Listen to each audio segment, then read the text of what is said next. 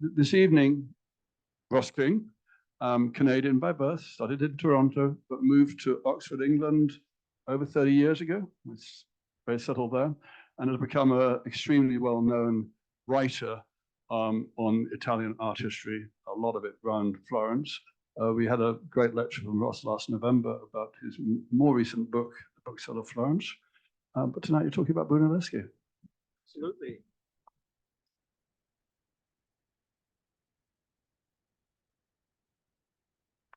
Thanks, Simon. It's great to be back. I was just saying to Simon, it's actually 6 months ago today that I was here. It was November the 8th. So I'm part of a regular cycle at the British Institute. And what I'm going to be talking about is in many ways what has become retrospectively the prequel to The Bookseller of Florence, which is, as Simon said, what I talked about last time. The Bookseller of Florence really begins where Brunelleschi's dome left off in 1436.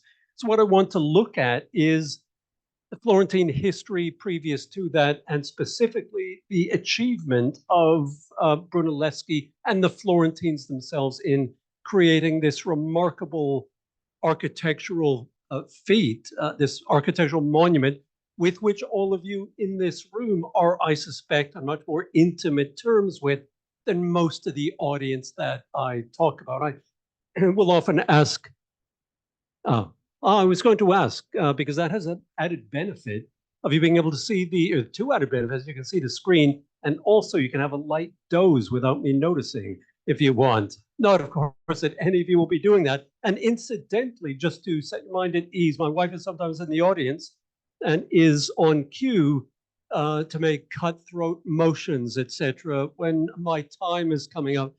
She's not here tonight, so I'm putting an alarm, and when it rings, if I go up to the ring, that gives me about 2-3 minutes to bring it home and finish everything. So just to put your mind at rest, there is an end point of the lecture.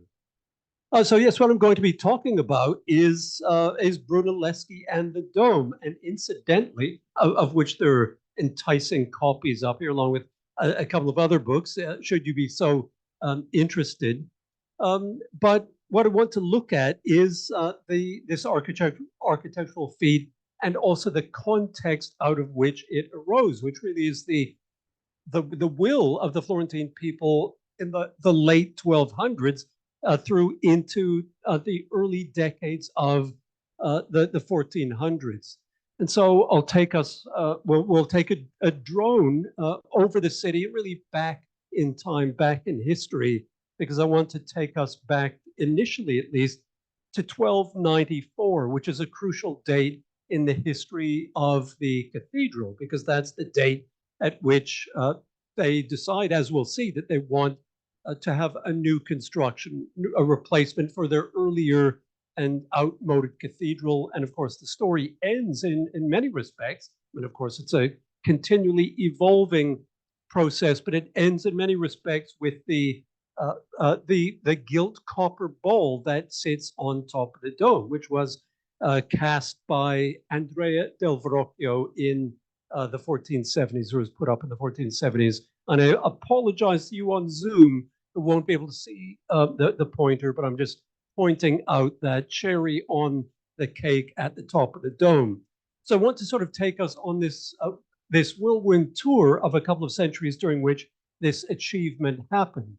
And of course, the star of the show in so many respects is Filippo Brunelleschi. And again, this is someone with whom you in Florence, either visiting or living here, nevertheless being familiar with it, I'm sure he's a name to conjure with for you much more than the average audience that I talk to.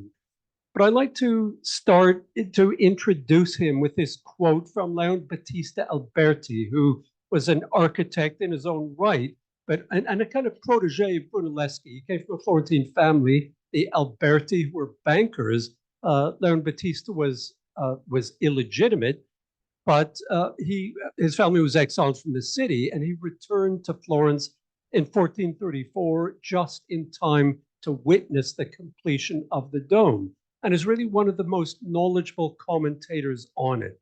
As I say, he became a kind of protege of Brunelleschi, and wrote about it. And he wrote very, in some ways, poetically about that achievement when he says, and he's writing in 1436, basically, as it has been finished, who could ever be so hard-hearted or so envious to fail to praise Pippo the architect, he was known as Pippo to his friends, on seeing here such a large structure. And then he uses a couple of things that could be metaphorical. He says, rising above the skies, enough to cover with its shadow all the people of Tuscany. So two kind of metaphorical statements. And then he says something which I think strikes us as curious. He says, and constructed without the aid of centering or great quantity of wood, which is not something that we think of when we look at Brunelleschi's dome. But nevertheless, this is something that astonished Alberti and also Brunelleschi's contemporaries. And so I'll talk a little bit about what exactly that achievement was, which was the marvelous engineering achievement of Brunelleschi in the 1420s and 1430s. But just to give a couple of statistics, and I think statistics are some of the least interesting things about anything, along with dates, but I'll just burden you with a couple because I think a number of them are quite interesting. It rises to 276 feet at the base of the lantern. That's 144 braccia, which is the Florentine unit of measure, which is about the length of a forearm, some maybe 23 inches in length. So with the lantern, it's 336 feet high, which is taller than, to give a much more recent context, taller than the Statue of Liberty. And I think, I should have looked this up earlier today, but I think that's about 3 Nelson's columns, if we use the British standard of measurement of height. How tall? Nelson's column is about 100 and something feet and change, I think. And I'm not sure how many London buses stacked on top of each other is, to give another British metaphor or a British yardstick for it. Just a couple of other things about it. It's 143 feet, 6 inches in span, and I'll table that for the moment, but it comes back to it because that's a very important width for it, 276 feet in height, 500,000 bricks apparently, all of which, according to Brunelleschi's biographers and hagiographers in the 1400s, Brunelleschi inspected each one of them, which I think is unlikely and probably poor use of his time, but there's no question he was a very hands-on manager and would have looked very closely at the quantities of bricks, rejected ones from kilns that were not up to snuff, and commissioned them from elsewhere. It apparently weighs 70 million pounds, so that's what I say in the book, but about 5 years later, a couple of engineers wrote to me with a new calculation, which seemed to make a lot of sense, but I didn't understand a word of it, so I'm not sure that 35,000 tons. They said it was actually, if I recall, bigger than that, more than 35,000 tons. But now a couple of interesting statistics. It was built in just 16 years. And for us, that might seem like a long time. But of course, in the Middle Ages, and at least in the early Renaissance, that is not a long period of time. And in fact, much of what Brunelleschi was concerned about when he got the commission in 1420 was to make sure it was completed in his own lifetime. Because I think he knew that if he died before it was complete, no one else had the wherewithal to complete it. And also he did not want to share credit with anyone else, not least of all, if you've read the book or you know something about the rivalries involved in the construction of the dome, he did not want to share credit with Lorenzo Ghiberti, the great goldsmith. He did not want it to be Brunelleschi and Ghiberti's dome. It had to be Brunelleschi's dome. But then I think one of the most remarkable statistics of all of them is that there was just one fatality during those 16 years of work, because Brunelleschi appears to have been, among so many other things that made him a great manager, someone who took very seriously the safety of his labor force. And in fact, he tethered those who were working on the heights, especially on the inward curve of the vault as it went up. He had them tethered to fixed points. One person fell in 1422 before it was actually going up that high. And there was the suggestion in the documents that he had imbibed a bit too liberally of the lunchtime wine that was served up there, and being tipsy fell to his death. But just to put that fatality record into context, and again, I apologize to you listening on Zoom, but if you look in the lower right-hand corner, you can see the South Tribune, that terracotta-covered dome that you see there is the South Tribune, and it was completed in July of 1420, just before Brunelleschi took over. And in that month of July, working on that tribune, which is obviously not as high, and also had scaffolding and things like that around it, in that month alone, two workmen fell to their deaths. But then over the next 16 years on Brunelleschi's watch, there was just a further fatality. And the documents throw up, the masons for the most part are lost to us. They were the men without name or family, as they were often described. But some of them have survived for us in the documents. And one of my favorites is Piero Senza Paura, Fearless Pete, who must have carried out acts of daring do as he was on that inward curving vault, which ultimately inclined at 60 degrees once you got up to the very top. And so it was a very vertiginous spot they were working from over an abyss. And I'll describe why there was that open abyss in a little bit. Nevertheless, I think we have to take off our hats to these 8 teams of masons who worked on it over the course of 16 years. Just to go back to the beginning, I guess, and to look at the grandeur that was Florence when work began on the cathedral. They started the project in 1294. 1294 is the date at which the Florentines begin to dream of what their cathedral is going to look like. And they have a population of 100,000. Several decades before that, there was an inscription put on the Bargello, which is still there, incidentally, in which Florence describes its greatness and how it has a powerful population and defeats all of its enemies, and like Rome, is always triumphant, because the Florentines saw themselves, really from the 1200s onwards, as the most important inheritor of the legacy of Rome. So this great society that had become, in many ways, extinct with the fall of the empire in the West in 476, was more than 1,000 years later being resurrected in Florence. And Dante himself, writing in about 1304, called Florence the most beautiful and famous daughter of Rome. So there's this link the Florentines make. Of course, it was happening in other cities as well, such as Siena, but the Florentines try to argue very persuasively for their continuation of the great grandeur of the ancient Romans. And so they have a population of around 120,000. And over the next couple of decades, by the 1320s and 1330s, it was going to rise up to perhaps as many as 120,000 people, which made it one of the largest cities in Europe at that time.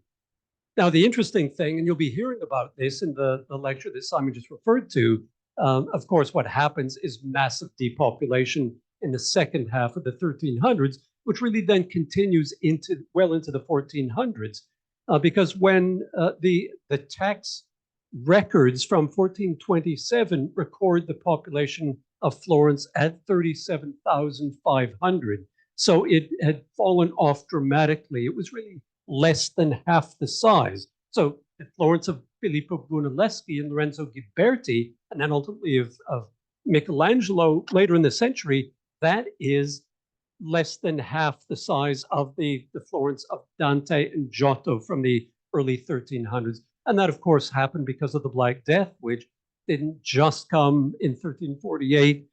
It came and destroyed perhaps half the population of Florence, at least 40% of the population at that time, but then would revisit Florence, revisit Italy every 10 to 12 years and kill 5, 10, 15% of the population.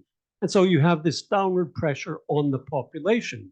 So one of the interesting things to think about in Florence in the 1400s is that all of this artistic grandeur and artistic ambition comes out of a city which has been massively depopulated. And economic historians and art historians still debate what the link was between the Black Death and the artistic movement, whether the Black Death set back by several decades something that would have developed in say the second half of the 1300s, or whether it actually then encouraged it because of the fact that there was an equal wealth out there, but it was now shared between far fewer people, and that the per capita income was actually higher at that time.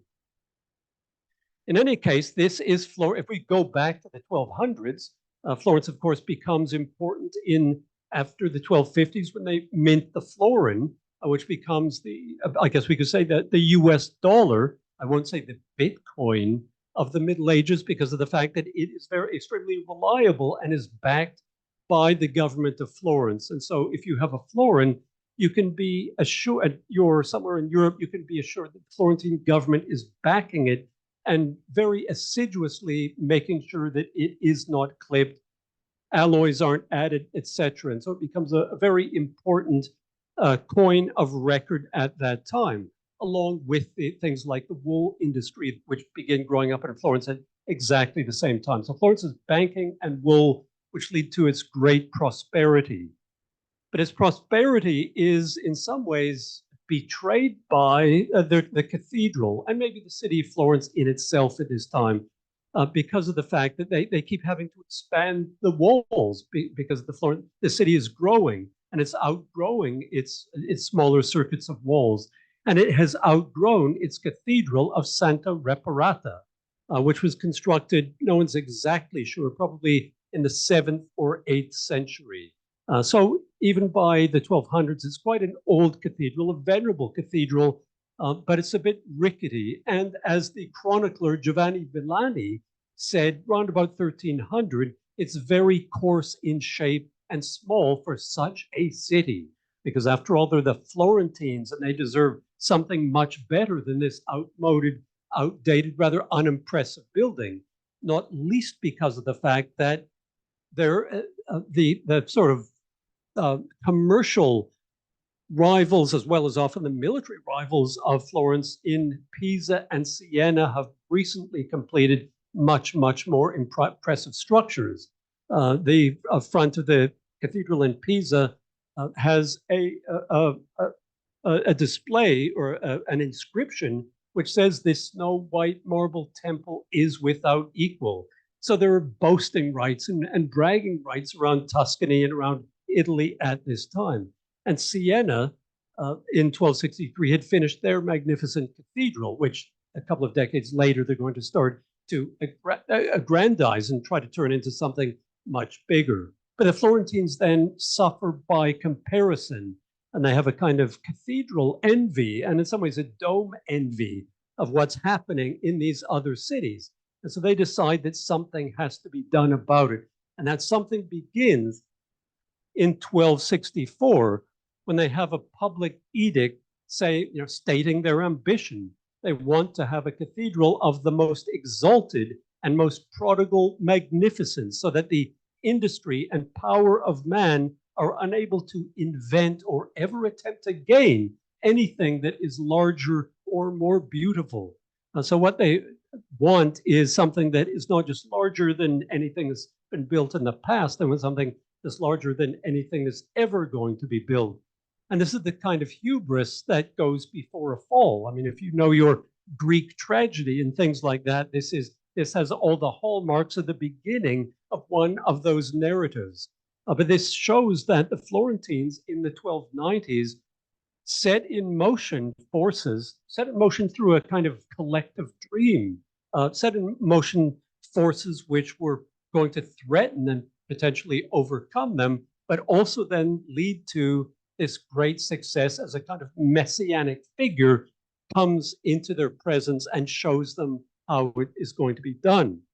And not coincidentally, I mean, I don't know if any of you have heard of Santa Reparata and who she was. She may not, in fact, ever have existed. She was a fairly obscure saint who died, I believe, in the Decian persecutions in the 250s in what is now Syria.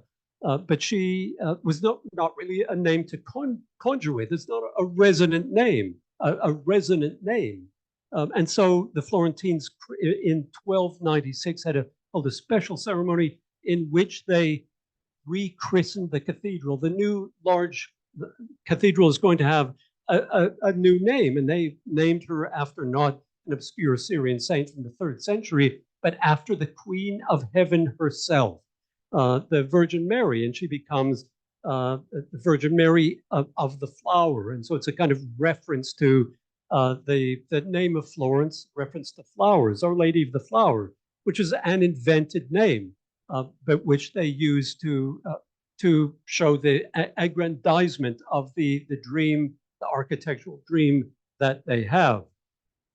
And so who is the man charged with constructing this massive edifice? It's this man who I always have to introduce when I talk about him in other cities. You probably know something about him here, Arnolfo di Cambio, who was a Florentine, but who had not actually worked in Florence for many decades. He was much in demand, in particular in Rome, as a sculptor. He did a lot of ecclesiastical architecture in Roman churches, but he never actually built any churches. It's interesting that the documents in Florence describe him as a more famous master and greater expert in the building of churches than any other. But whoever wrote that either knew much more about him than we do or ever will, or else this is just a bit of bluff and bluster and in sort of maybe Florentine boasting, because nothing that Arnolfo had done, we don't know of anything that Arnolfo had done in terms of architecture previous to that. He was a very famous sculptor, but he had not actually worked as an architect. He certainly did work over the next 10 years as an architect at Santa Croce, on the walls of Florence, etc. And he certainly became a famous master and great expert, but he wasn't in 1294. And so in some ways, the Florentines are taking a punt. They're taking a risk, a leap of faith by conferring on this brilliant sculptor, a job for which he perhaps does not have the relevant skill set. Nevertheless, Arnolfo is the man who gets the job and begins trying to requite the wishes of the Florentines, because you can see here the difference in scale between Santa Reparata and what Arnolfo planned for Santa Maria del Fiore. It was much, much larger. And you'll notice he also pushed it back to the east in order to open the space between the baptistry and the facade of the cathedral to make a kind of processional space at that spot. And today, if you stand in front of the facade and look down, you can see the stones which mark the extent, the western extent of Santa Reparata before ultimately it was knocked down. So Arnolfo makes by what in 1300 are called in the documents visible and magnificent beginnings. So everything is going along swimmingly, and he begins doing the working on the facade and actually doing sculpture for the facade as well. So all is full steam ahead until, and in fact, the city fathers are so pleased with Arnolfo that they give him one of the ultimate perks, which I'm sure all of us would enjoy, which is exemption from all taxation. Sadly for Arnolfo, he did not live more than a year or two after he got this lovely perk. And it always reminds me of Christopher Hitchens, the British writer and journalist, who wrote very humorously and movingly about how when he got his diagnosis of terminal cancer, in that same day in the post he got from United Airlines, free upgrades for the rest of your life. And so once again, a perk he was not able to use. So Arnolfo died, and then for really the better part of 2 decades, the project languished, partly for lack of a follower of Arnolfo who could carry it through, but more especially because of a lack of funding. Because of course, if you're constructing something of this magnitude, it's extremely expensive, and you need to have someone writing the checks for it. Fortunately, by the 1330s, after not much had happened for a couple of decades, it was taken over. Incidentally, during those decades of sort of hiatus, it was sort of crowdfunded in that the wool merchants all had collection boxes in their shops, and you could drop, after you bought your clothing, you could drop a few coins into the box for the sake of the cathedral. And likewise, a small proportion from every will went towards the cathedral. So it is self-funding at this time, but it's clearly inadequate because, of course, Florence does not have, Florence has over 100,000 people, but they're just not wealthy enough to fund it. But everything changes then in the 1330s when the wealthiest corporation in Europe takes over the funding of it, and that is the Wool Guild in Florence. They start writing the checks for it, and they sit on the committees making the decisions about it. And so things begin to change at that point. And the Wool Guild brings in the Starchitect, or what they regard as the great Starchitect, who is Giotto, who had not actually worked on anything architectural at this point in his life, rather like Arnolfo di Cambio. But Giotto painted buildings very convincingly with a kind of intuitive perspective. And so it was perhaps believed if he can paint them, he can build them. And so he began to do so with this brief, the same sort of brief that Arnolfo had for the cathedral, that he was to construct the bell tower large enough so as to exceed in magnificence, height, and excellence of workmanship everything of the kind that had been achieved by the Greeks and Romans when at the zenith of their greatness. So this has to be an absolute show-stopping bell tower. Giotto, however, just worked on it for 3 years. He died in 1337, and it was ultimately taken over by Andrea Pisano and then Francesco Talenti, and finished in the 1350s. And it may have been fortunate for the reputation of Giotto that he did die in 1337, or there might be the Leaning Tower of Florence to go with the Leaning Tower of Pisa, because he was actually building the walls too thin, and it almost certainly would have either collapsed or begun to lean, or in any case, suffered some sort of structural difficulties, which ultimately were solved by Pisano and Talenti, who really need to be given credit for it. Giotto's name is on it, but Talenti and Pisano actually worked on it for a much longer period. But of course, with this finished now, the bell tower being finished, the rest of the cathedral has to be addressed.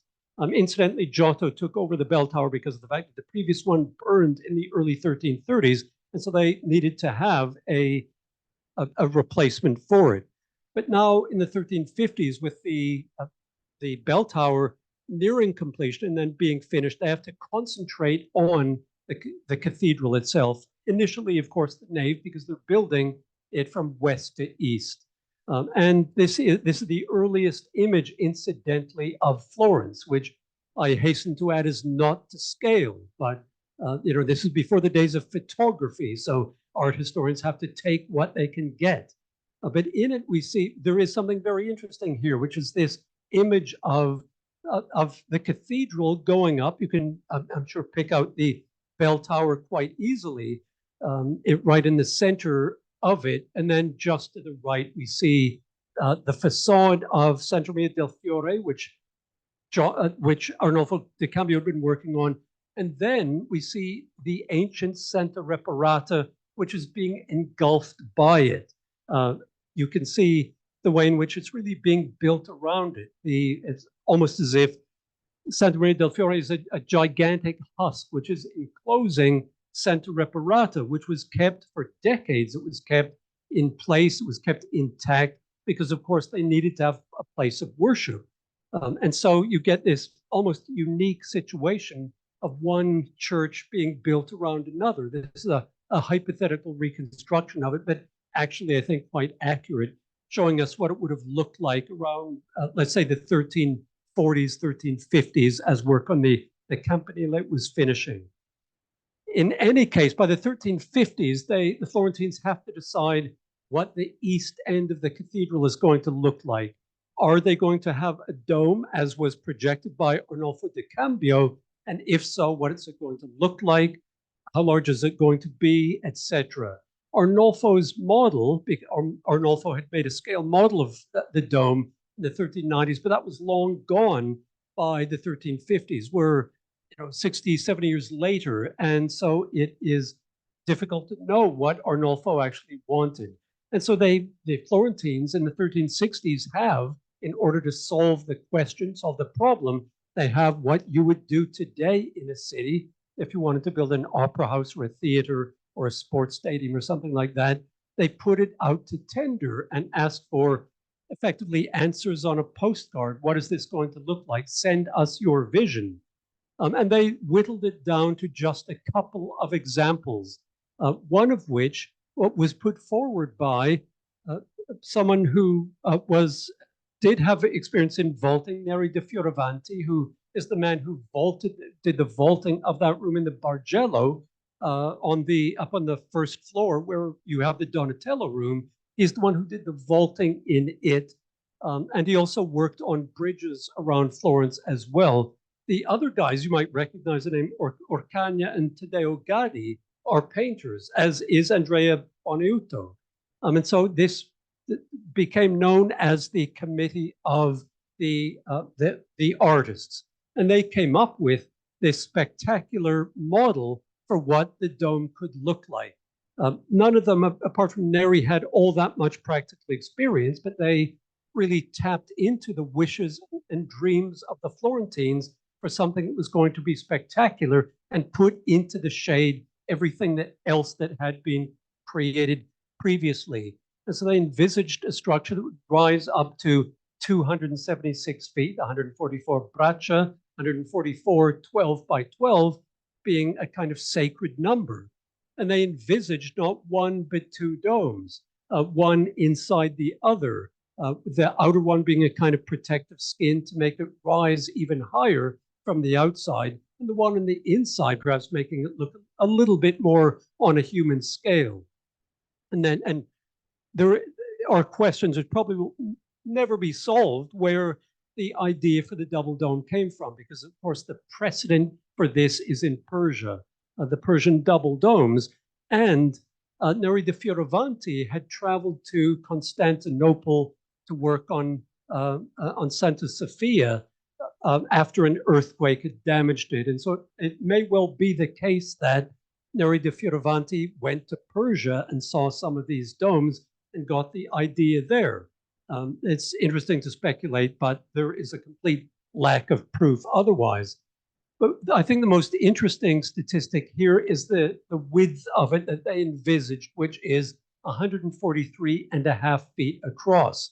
And that's interesting because of the fact that it is, 18 inches larger than, so about roughly a braccia larger than what had been world's largest dome for more than 1,000 years. And that, of course, is the Pantheon in Rome.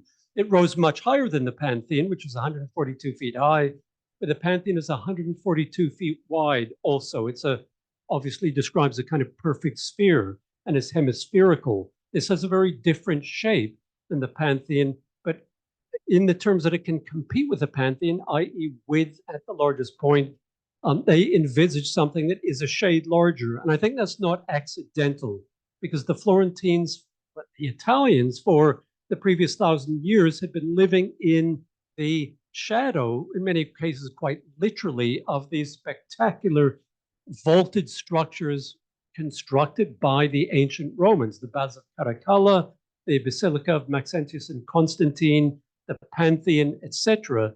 And I think there's the will of the Florentines here to show that we can defeat the ancient Romans at their own game, which was large-scale vaulting. And so they come up with this magnificent vision of what it could look like. And it electrifies the city of Florence in the 1360s when they presented at the competition. It's said to be more beautiful, honorable, and magnificent than the other ones. And so they go to a vote to see, because I think everyone's slightly anxious. The people who are in charge of making the decisions are anxious about whether or not this can be carried out. In the 1360s, the technology to create it did not yet exist and know how to do it. Seemed to lie in the future. So they did what you often do in moments of political uncertainty, for example, where you want to spread the blame as widely as possible, and that is you have a referendum. And so they had a referendum in the summer of 1367. One of the people who went in and inspected this model that was done by Neri da Fioravanti and his crew was a guy named Sir Brunelleschi, who was the father of Filippo. So Filippo would be born 10 years later in 1367. But Sir Brunelleschi, a notary, went in. He's recorded as having looked at it, studied it, and presumably voted in favor of it. And it's easy to imagine in the decades hence, let's say the 1380s and 90s, father and son sitting at the dinner table discussing the pros and cons of this spectacular structure and how it might be achieved. Because it does seem that Brunelleschi very early on in his life wanted to create, wanted to be the one who solved this tremendous philosophical architectural problem. What happens then is the Florentines vote in favor of this spectacular but very difficult model. And there are palpitations among the wardens of the cathedral because they don't necessarily want to commit themselves to it. So they do what you have if you host a referendum that goes against you and you hold a second one. And it also went against them. And so they held a third one, and it all went against them. And so finally, by November 1367, they decided they would have to grasp the nettle and allow this to go forward. However, everyone in Florence at this time was probably encouraged by the fact that they would all be safely dead by the time it came to build this magnificent thing, because there were still decades of work ahead. And what they actually said is that because they were the Florentines, God would send someone among them to show them how this could be done. And that's why Brunelleschi, by the middle of the 1400s, had this sort of messianic reputation. He was the one who, as Giorgio Vasari, the art historian and biography of Brunelleschi, said in the middle of the 1500s, Brunelleschi was sent from heaven to earth by God to renew the art of architecture. So he becomes a kind of instrument of divinity to make architecture beautiful again.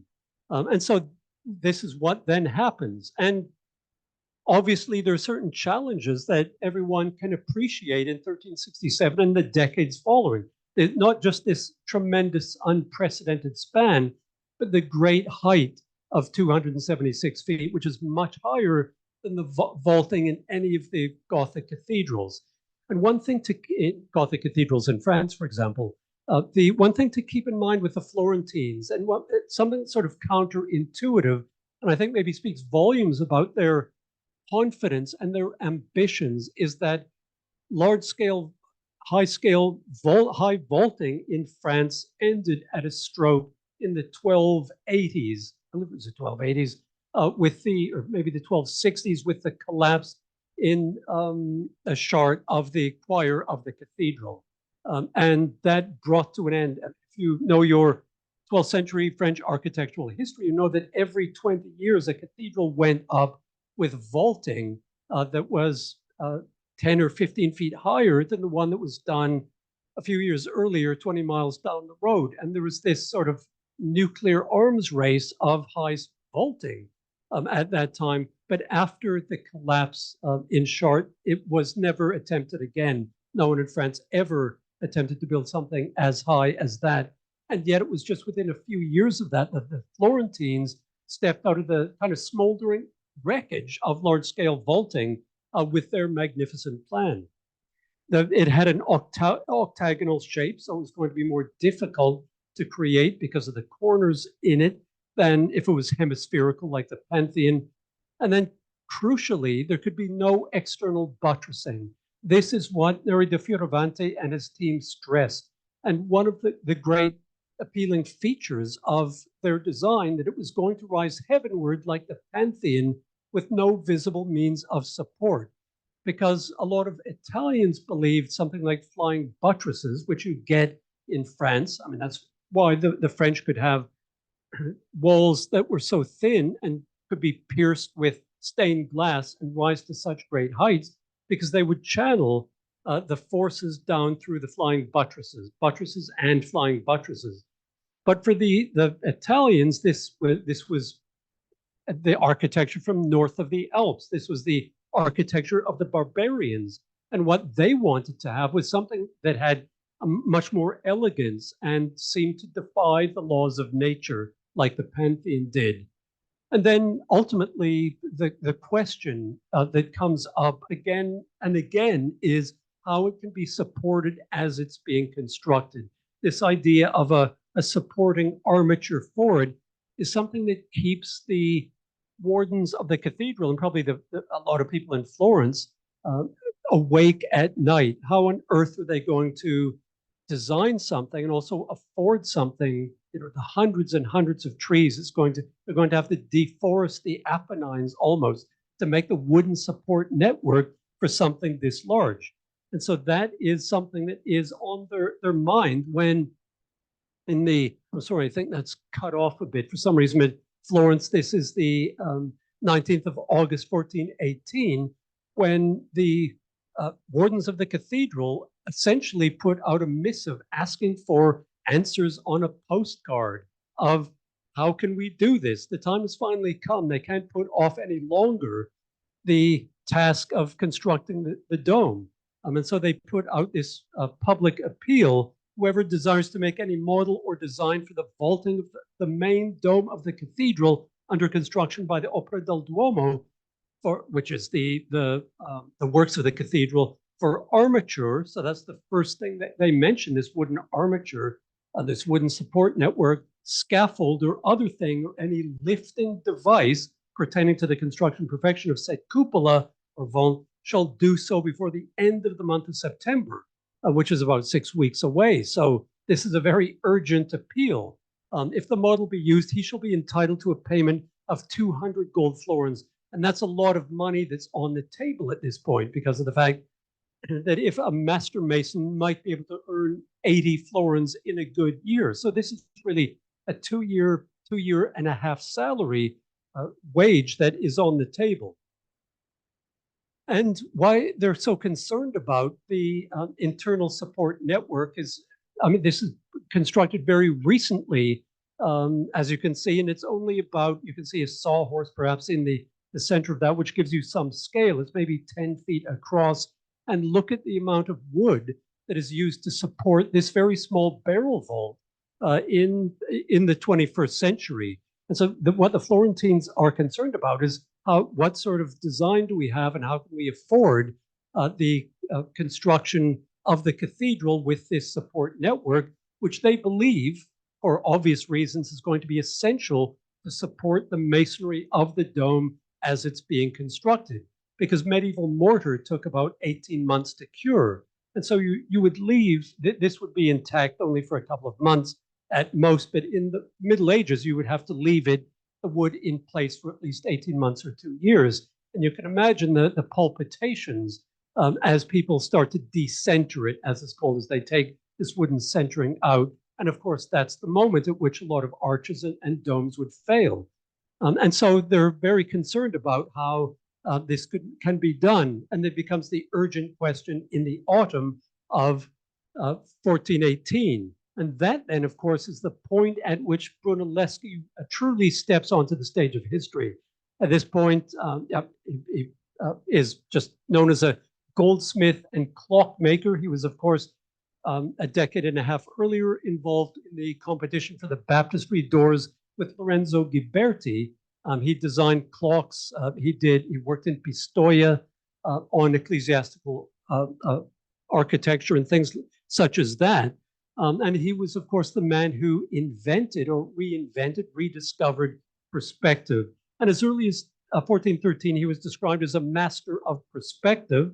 So his perspective experiments had been carried out by that time, remarkable for skill and fame. So he's already a famous person at this time. He's a kind of roving consultant, perhaps, who goes around, and if you're building a cathedral in Prato, he will go and assist you with it.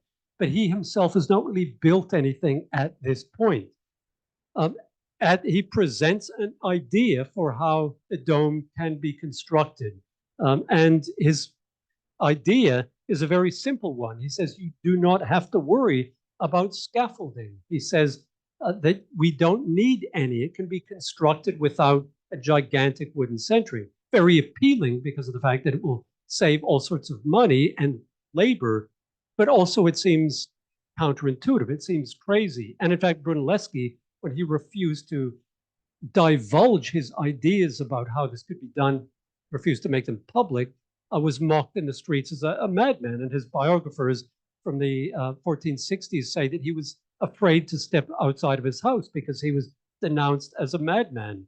But finally, when no other plans came forward, in November, the city fathers invited him back and to divulge, to have further discussions with them.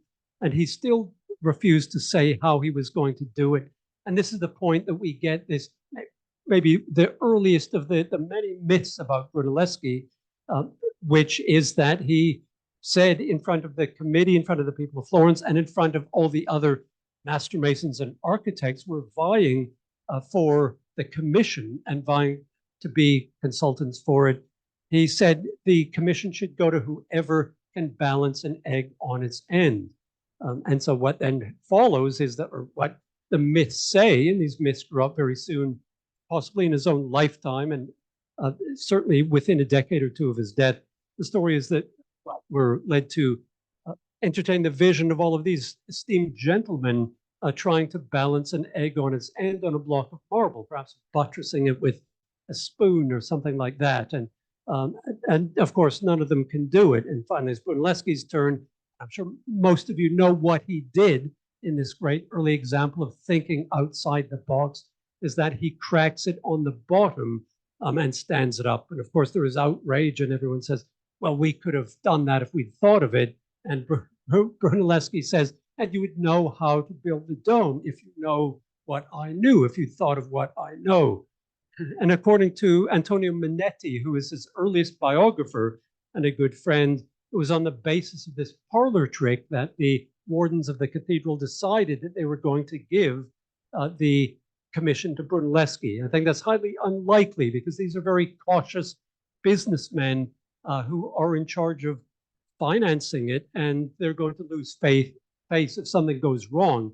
And instead they proceed. They do give Brunelleschi the commission by 1420, along with he's involved with various assistants and a co-architect who, much to his chagrin, turns out to be Lorenzo Ghiberti, his old enemy. And so he needs to sideline Lorenzo. I describe in the book the various methods he used to do that, some of which might actually be true. But in fact, what happens then, the story is maybe a little bit more prosaic because the wardens of the cathedral give the job to Brunelleschi, but they watch him very closely, and they say that that practical matters will govern all of our decisions and will proceed step by step by step. And that, in fact, is what happens over the first 5 or 6 years of construction. Construction starts at the top of that, the drum, the sort of octagonal pedestal on which it sits, August 7th, 1420. Unfortunately, the 600-year celebrations at the beginning of that were nullified by COVID in the summer of 2020. But we've just passed the 600th anniversary of Brunelleschi starting the dome. And it's easy to imagine them looking out over that abyss at the top and sort of gasping for breath and thinking, my God, we've really decided to do this. And have we entrusted this dream of ours to someone who doesn't know how to do it? Will he carry it through? And so, as I say, they watch him very closely and proceed very carefully and cautiously, initially building with sandstone, which is going to give, sandstone has a tremendous compressive strength.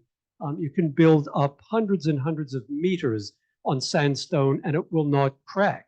The problem, of course, begins when you get the forces of the bricks, which they begin using because bricks are lighter, so they need to have a sturdy base and then a lighter top of it. The problem becomes, though, with the bricks when they begin laying them, because very quickly they reach an angle of 60 degrees from which mortar will, at 40 or 50 degrees, the mortar will hold them in place. But by 60 degrees, the mortar won't, and they would slide into the abyss. And that's the point at which some idea, there has to be some technique of keeping them in place as it's being built, without, of course, this gigantic wooden armature.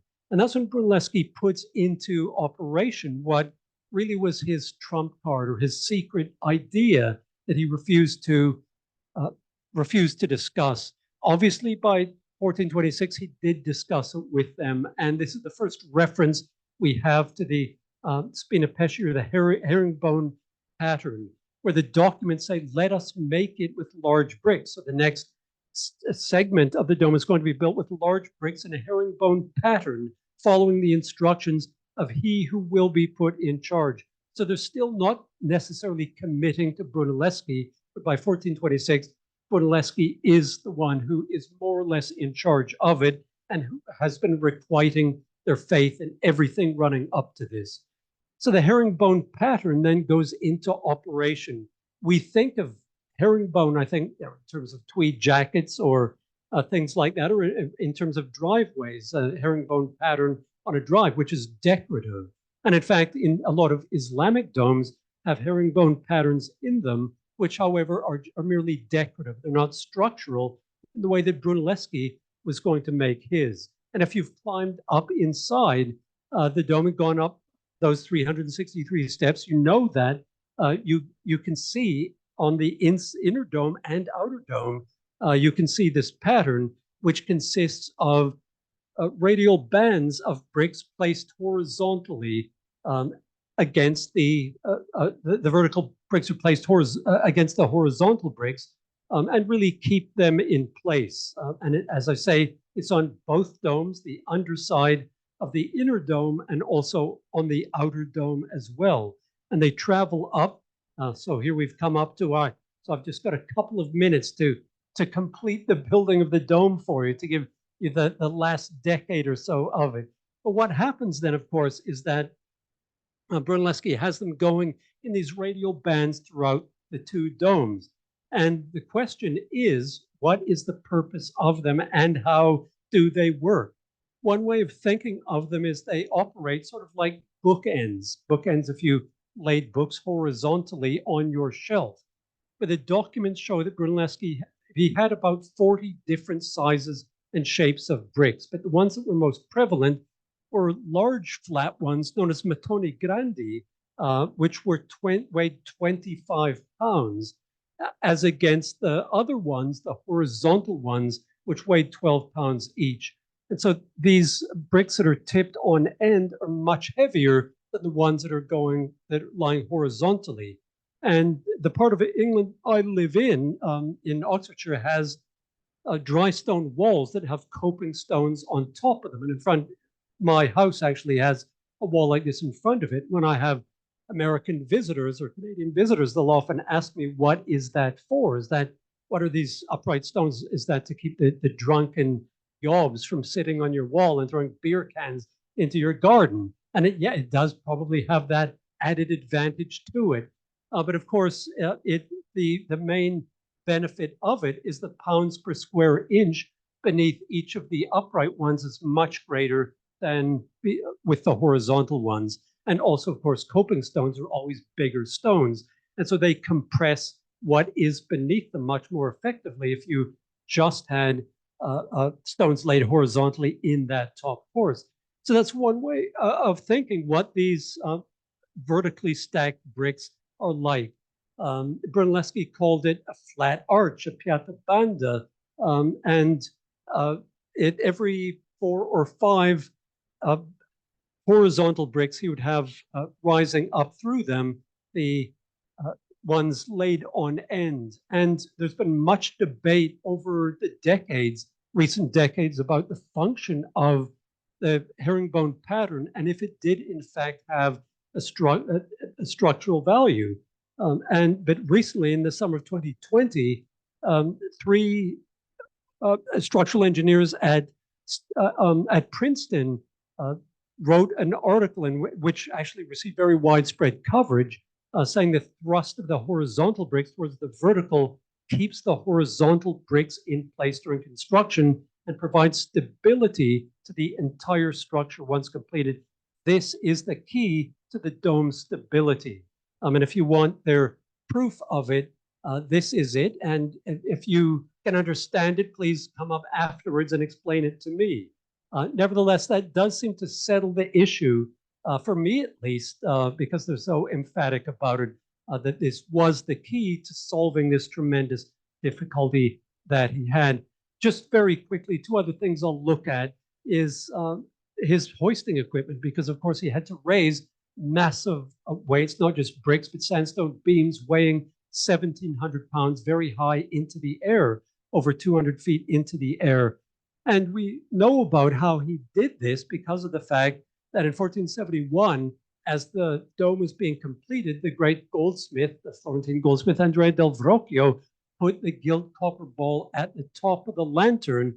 And with him at that time, he had a 19-year-old apprentice, someone that whose name you might recognize, named Leonardo da Vinci.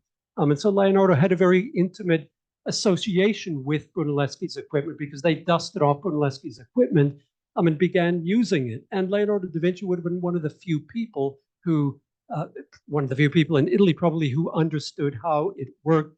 He was fascinated with it and made drawings of it. And in fact, for a long time, Leonardo da Vinci was given credit for this machine before it was realized that, in fact, it was Brunelleschi's machine.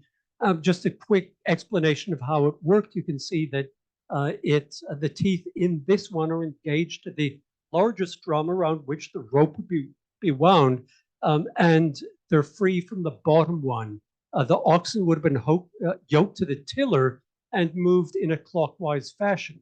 And you can see that if the teeth are engaged at the top, the drum will turn in one direction.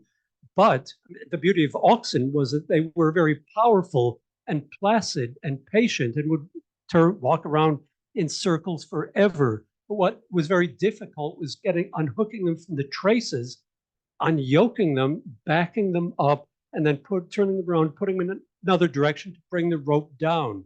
And so what Brunelleschi did, obviously his eureka moment, was realizing that if he made a helical screw here at the bottom, beneath this lower gear, he could slide the axle up and down and disengage the teeth at the top, and in this case, then engage them at the bottom. And therefore, the oxen did not have to be turned around. And it's been estimated that Brunelleschi could send up a load every 13 minutes. So again, this is one of the things that speed was of the essence for him, because he reached his 40s by the time he started working on the dome, and he wanted to complete it during his own lifetime. And this is the first clutch mechanism, the first reversible gear in the history of engineering. And it doesn't appear again in engineering for centuries after this. Not even Leonardo da Vinci, even though he drew this, he didn't design a machine with a reversible gear. And so Brunelleschi's facility with clockmaking and gearing, or something that possibly inspired him to create this. His last invention that I'll look at is his, maybe not quite as successful, was a boat that he created to transport marble from Carrara to Florence, especially in summer when the Arno ran low and it was very difficult to navigate, or possibly in the winter as well, when if it was in flood, it would be very difficult to navigate upstream on it. So he wanted to get the marble from Carrara to Florence much more quickly and easily from Pisa. And so he designed a boat, what was known as Il Barellone, and patented it. So Brunelleschi had world's first patent for invention, which is very appropriate because he was very concerned with intellectual property. So all bricklayers know who Brunelleschi was, art historians and painters, of course, but also patent attorneys all know who Brunelleschi was because he got world's first patent for invention, because what he wanted to do is create a fleet of these and sort of have a side hustle as someone who had a series of boats that he could float onto the Arno and use to ship goods back and forth. Alas for him, it did not bring the greatest honor and benefit, as the document said, the patent said, because of the fact that something went wrong with it. We don't actually know what it looked like. It appears to have been a kind of amphibious vehicle, but it's unclear if it was powered by sail as well as wheel, or exactly what it was like. This is, some of you might know Massimo Ricci or know of his work. This is his interpretation of it, which might be accurate, but it's just, we have so little information, it's very difficult to say what it looked like. In any case, it was a bust, and it sank near Empoli, much to the joy of Brunelleschi's many enemies. And so it finished, that all was finished, and Brunelleschi did not become a millionaire as a shipping magnate or anything like that.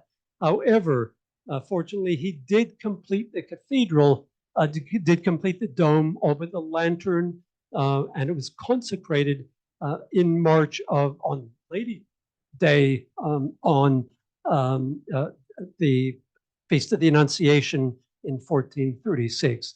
And Brunelleschi instantly became, of course, famous across Europe, and was seen, as I've said, as a kind of messianic figure who had taught not just the Florentines how it could be done and how they could crawl out of the shadows of the ancient Romans, but he had fulfilled the dreams of that the Florentines had had centuries earlier, and he'd really showed the art of the possible.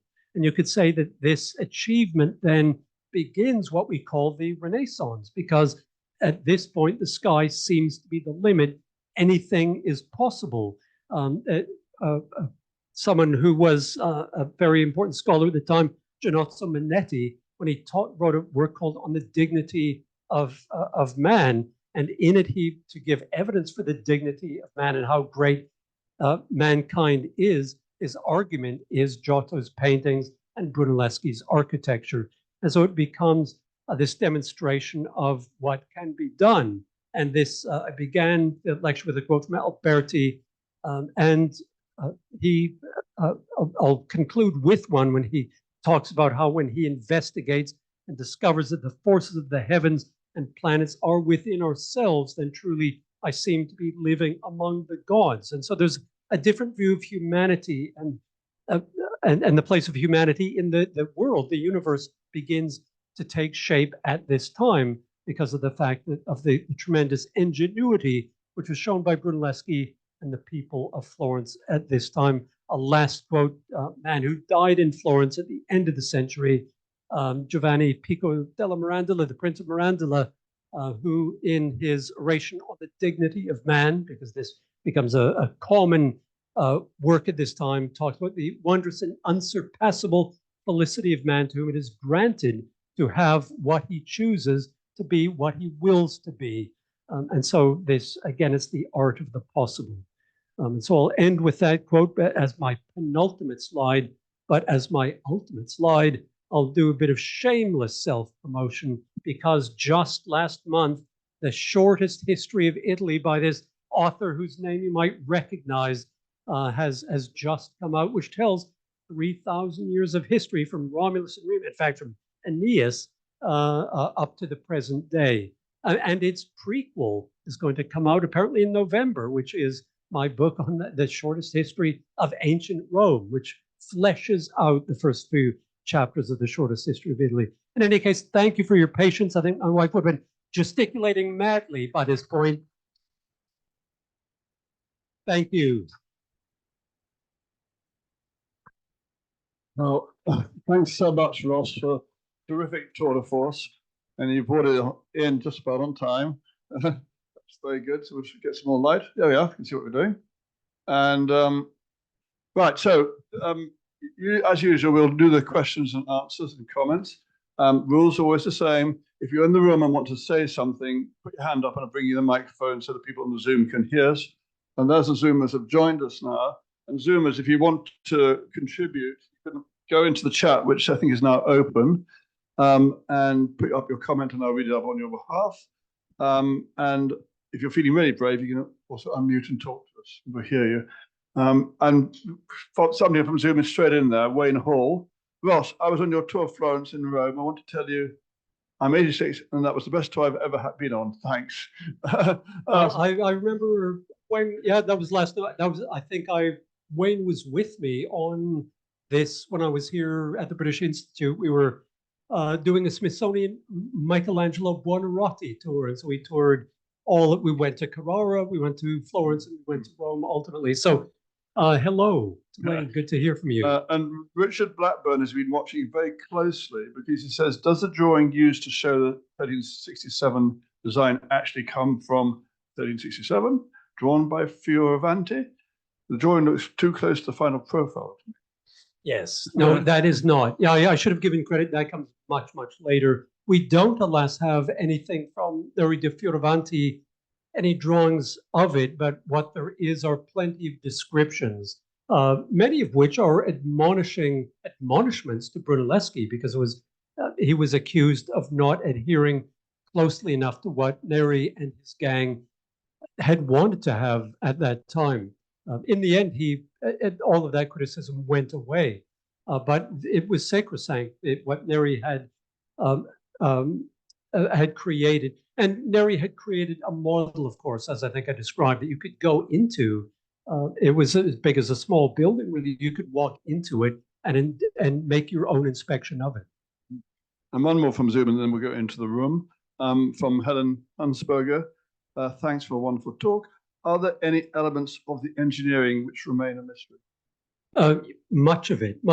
And I would say that you probably still today you get people who say that the herringbone brickwork is not the ultimate, that is not the secret behind it.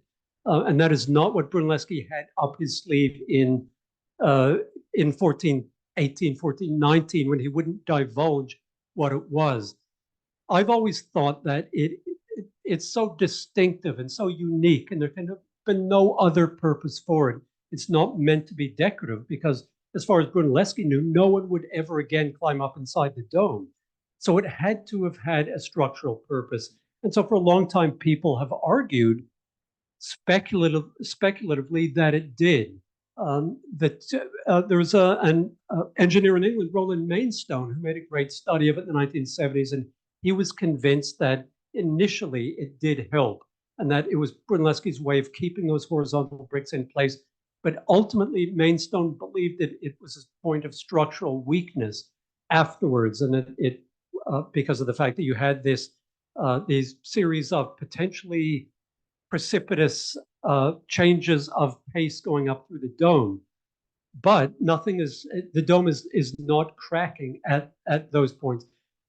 To leave that aside and just give one more quick thing about engineering mysteries, the documents are clear that were to be at least a series of what were known as iron and sandstone chains. Neri de Fioravanti said that this is how it could be built without any kind of external buttressing. He said you would put the buttressing inside it. And so those are things that really look like railway tracks, which go circumferentially around the dome. You have 2 rows of sandstone beams, across which are laid, what are the equivalent of the railway ties or sleepers. And they're reinforced with iron. And you can see as you climb up, very low in the dome, you can look up and you can see the first set of them. And it is assumed there are 3 more sets of them, but they appear in the documents. There's references to them, but they've not been able to find traces of them, even with whatever technology we have today, which can theoretically see through the brick and sandstone. And so that's one of the mysteries. Did Brunelleschi continue with those iron and sandstone chains, or did he realize that he was over-engineering it by constructing it that way, and he had no need for them? So that if you were to ask me one question that I would have about it, that would be one of them. Did Brunelleschi, if I could ask Brunelleschi, did you continue with 3 extra chains to buttress it from the inside? So he didn't share his secret. No, not at all. No? And just going back to Neri de Fioravanti and our lack of drawings from him, there was not a single scrap of paper with either anything Brunelleschi has written in his own hand or any drawing he has made, even a sketch on the back of a a fag packet or a napkin or anything like that. He kept everything very close to his chest. And when he constructed that ox hoist with a reversible gear, he farmed out the parts of it to different workshops. He didn't have one workshop build all of it because it was almost as if he did not want anyone to have an overall view of what it was going to be like. And so the people who did the drums were different from those who did the frame, were different from those who did the gears. And so he always, all of which I think shows that if Brunelleschi died in 1424, 1425, we may not be talking about Florence Cathedral having a dome as magnificent as it is, because he did not have anyone to whom he seemed to entrust the knowledge that he had. There's a lovely parallel with the fact that he and his mate Masaccio kept the secret of vanishing point perspective to themselves for 20 or 30 years. Yes, made exactly. a ton of money as well. Yes, yes. Or I mean, the other great example is Gutenberg and the printing press a couple of decades after that, because Gutenberg, when he lost it was very secret for the first few years, and then when Gutenberg lost the lawsuit and Fust was able to do it, Gutenberg released his minions with printing presses, the technology of the printing press, just to scupper Fust and get rid of him. So this secrecy, industrial espionage, and secrecy were as important then as they are today. Always been that. Yeah, interesting. Now, from the room, who wants to ask something or make a comment? Thank you very much. That was wonderful. What I was wondering, well, you may have answered it because you said it's so secretive, but when it was going up, was there evidence of a dialogue between the dome going up and the baptistry?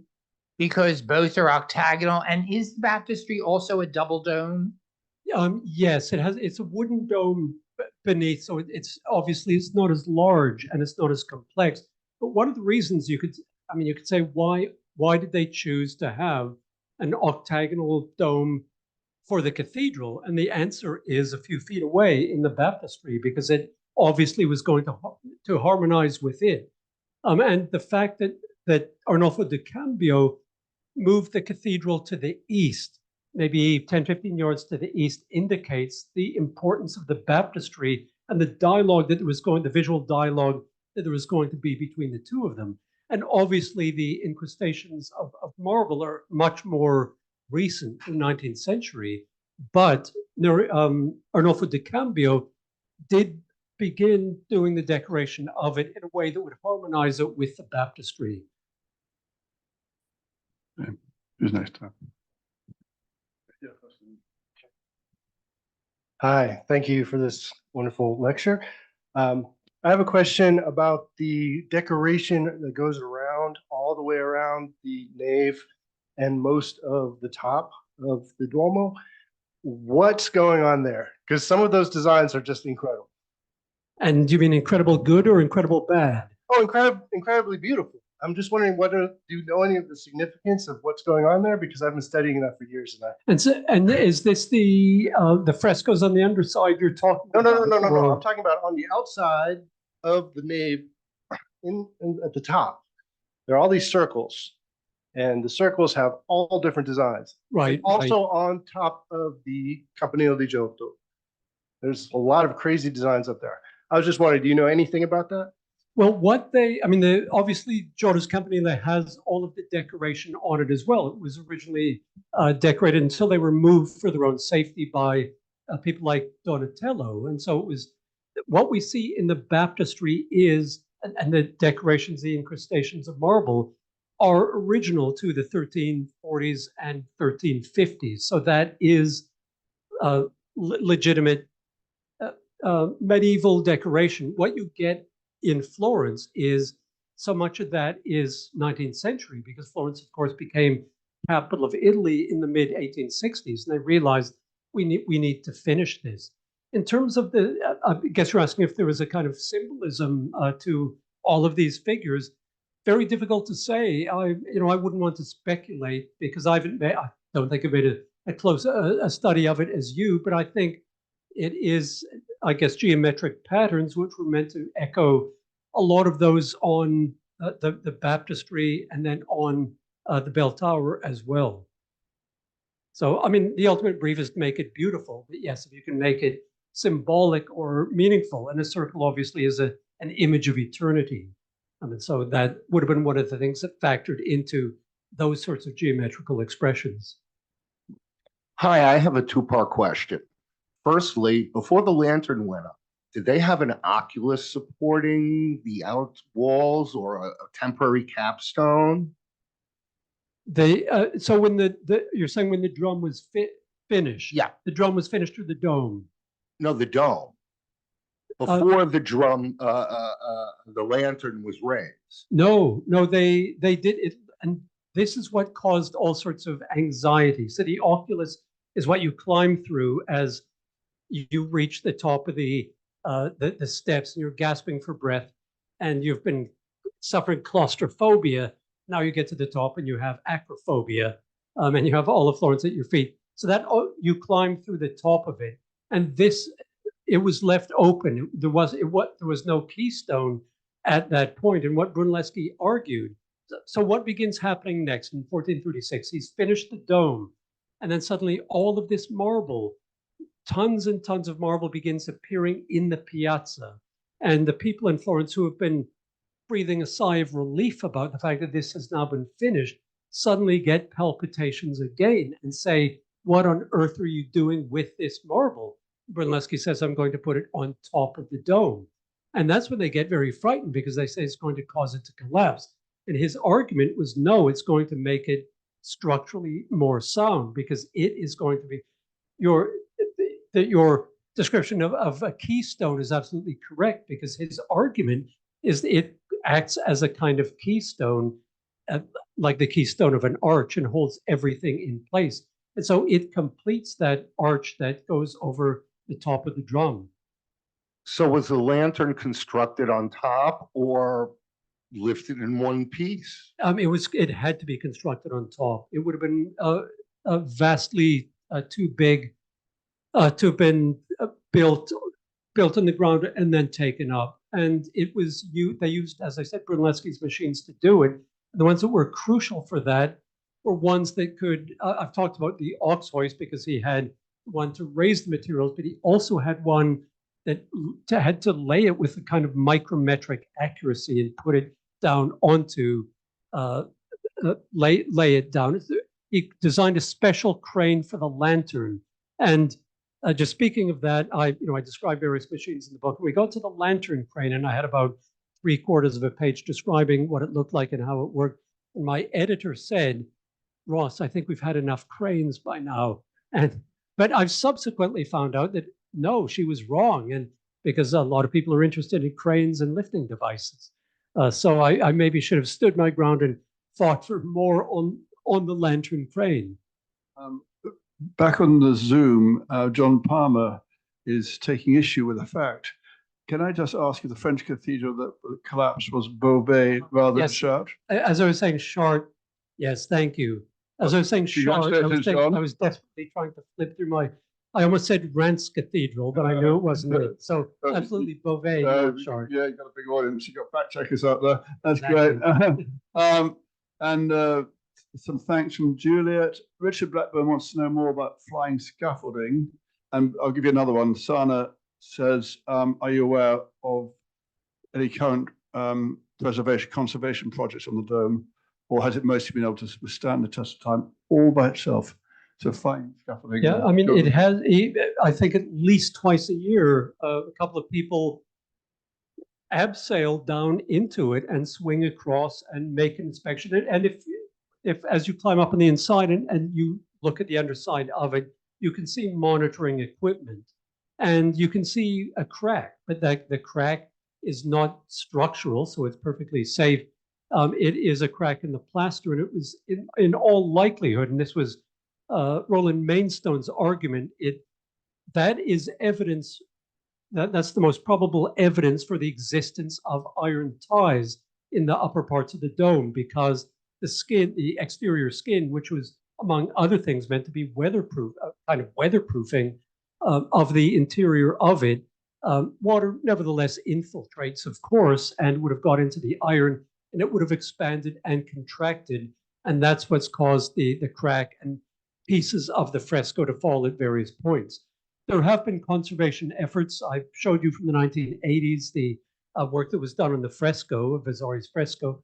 Vasarian Zuccari should give credit to or blame for as well for that that fresco. And so, but it is continuously monitored, and I think you have to admire these guys who have, get the best view, the most intimate view of the dome that anyone has had since Brunelleschi's men, who go down and bounce off the walls and go up and check everything to make sure that the monitoring equipment is in place and is in fact watching everything that's going on. But the fact that over 600 years later, or some 600 years later, it's still remarkably intact and remarkably beautiful is a testament to the way Brunelleschi probably did over-engineer it and to make sure that it would stand up, because he was building not just for his own time, but for eternity, because he knew that this was his chance for immortality. Certainly achieved that. So one here. Thank you for sharing your knowledge and passion for Italian history. It's a real gift to all of us. My question is in The Agony and the Ecstasy, Irving Stone says that Brunelleschi crawled into the Pantheon's dome and copied what was there. Yes, that's, and Stone is not the first one to have said that. That is a story that has been around for a long, long time and could possibly be true. There is no evidence, though, that Brunelleschi ever went to Rome. I think it's almost certain that he did, and his biographers do describe him having gone with Donatello around about 1402, 1403. It's almost unthinkable that he wouldn't. But beyond those biographies that we have, there isn't any evidence that he was, much less that he went out and cut out a little block and did a kind of internal inspection of it. The crucial thing, though, about Brunelleschi and the Pantheon is that he did not have the secret of pozzolana concrete, because that's why the Pantheon both stands, over whatever it is, almost 2,000 years later, why it stands, but also because of the fact that it is so durable and is in such good condition today because of the minerals in the pozzolana concrete. It was believed by Roland Mainstone that if we took some mortar samples from the dome, we would find pozzolana concrete. And Mainstone had the theory initially that Brunelleschi managed to build the dome without centering because he had quick-drying Roman concrete, but in fact he didn't, and it turned out he just had medieval mortar. The secret of pozzolana concrete is not found until about another 100 years, and so Brunelleschi didn't have access to it. But just a quick note on that, did he go to Rome? There's the question, did he go to the east as well? Did he go and look at double domes in Persia? Because Brunelleschi, and this makes his Christ-like comparisons even more apt, Brunelleschi had his missing years. It's not really known what he did between 1402 and 1412-13 when he emerges as this master of perspective and someone who is a kind of expert in building. And so it may well have been the case that he spent a lot of time in Rome studying the Pantheon, and I think almost certainly the Baths of Caracalla, and then possibly going to the east as well, because of course Florence had a very strong trade links with the east. Would have been quite easy for him to go. His biographers do not mention that, but they do not mention other things that we know from the documents happened. They don't, for example, discuss the sad fate of Il Badilone because it reflects badly on Brunelleschi, and they may not have wanted to suggest that Brunelleschi got his ideas and knowledge from the Islamic world and therefore wrote that part out of history. I'm not saying he did that, but it is a possibility. I think we're getting towards the natural time for books purchasing, book signing, wine drinking. And I just want to again thank Luigi and Hermione Grassi for the sponsorship, and thank Ross for the lecture.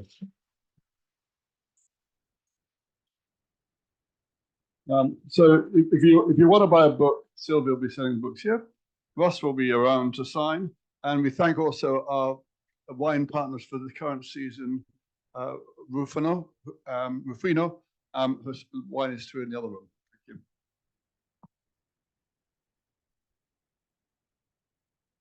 Thank you. Thanks and good night.